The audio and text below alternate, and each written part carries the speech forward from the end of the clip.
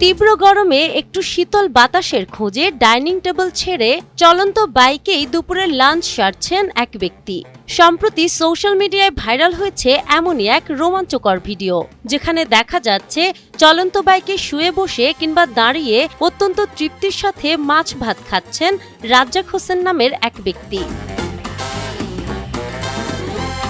ভিডিওতে মোটরবাইকটি আপন গতিতে চলতে দেখা যায়, আর তার সঙ্গে সমান তালে চলে রাজ্জাক ভাইয়ের ভোজন বিলাস।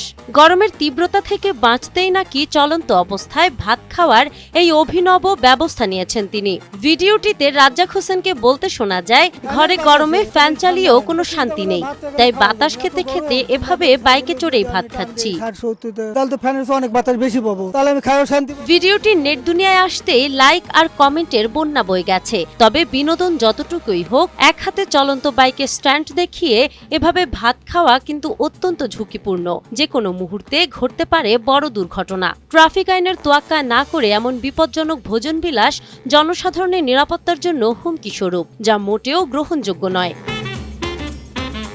নাহার বৃষ্টি, টাইমস টুডে।